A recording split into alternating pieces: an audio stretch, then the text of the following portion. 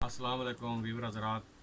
मेरी तरफ सारे की तिबी फाउंडेशन वाले और उस्ताद जनाब हकीम बाबा नाइम हैदर साहब की बहुत बहुत सलाम और उन्हें खिदमत जनाब अर्ज़ है कि मेरे एक दोस्त जनाब अली अब्दुल्ला साहब ननकाना साहब उन्हें एक बूटी भेजी है, गिफ्ट भेजा मिगी।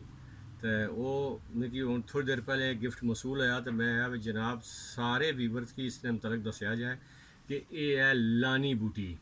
लानी बूटी जी है ये शोर ज़मीन पैदा होनी है इसकी जी ज़मीन है वो ऐसी है नमकीन ज़मीन इसकी पैदाश है। और सब लोग जोड़े न इसकी तकरीबन चीदा चीदा हकीम सारे इसमें जाने भी हैं। इसने हर किस्म का कुश्ता हो जाना, खासकर चांदी और तांबे का कुश्ता बड़ा बेहतरीन होना जड़ा कि अक्सीरी है। और अक्सीरी बूटियां शामिल होनी लानी जी है इसने सफ़ेद रंग का फुल होना।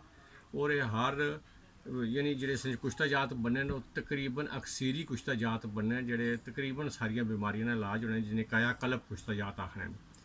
तो ये कुश्ता इसने चांदी ने बहुत अच्छा सफ़ेद कुश्ता तैयार होना, इसने सफ़ेद रंग का फुल होना।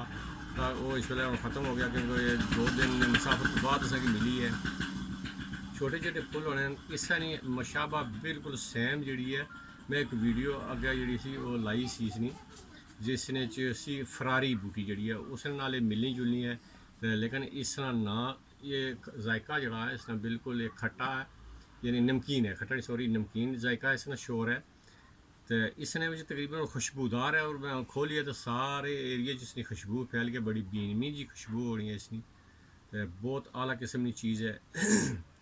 कोई जिन्हें जिन्हें लोगों की मुहैया हुआ तो इसने बहुत आला किस्म के कुश्ता जात बने। मैं अपने उन्होंने दोस्त हकीम अब्दुल्ला साहब ननकाना साहब ने बहुत बहुत शुक्रिया अदा करना कि उन्हें ये मिगी भेजी है वीडियो जी स्पैशल गिफ्ट के तौर पर। मैं उन्हें कहा कि मिगी चाहिए नहीं है।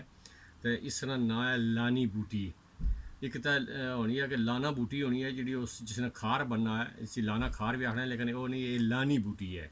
लाना तो लानी च फ़र्क है थोड़ा जहा, लाना थोड़ा जहा बड़ा होना, उसके पत्ते भी बड़े होने तो वो उसकी खार बनना, लेकिन ये वो चीज़ नहीं है। इसी लानी बूटी आखने अक्सीर कुश्ता जात है यानी इसी बहुत बड़ा अक्सीरी कुश्ते होने।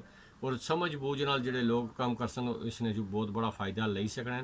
पंजाब ने तकरीबन सारे इलाकों लोने ठुंडे वाले बंदे की मिल जानी है ये सारी, लेकिन ये साढ़े आज़ाद कश्मीर नहीं या कश्मीर किसी बेल्ट जो नहीं होनी। इस वजह तो ये मैं अपने दोस्त को फरमाइश की थी कि वो वहाँ से भेजें मुझे, तो उन्होंने ये वहाँ से मुझे भेजी है। तो मैं उनका भी शुक्रिया अदा करता हूँ कि उन्होंने बहुत एफ़र्ट करके बहुत दूर से ला कर मुझे भेजी है।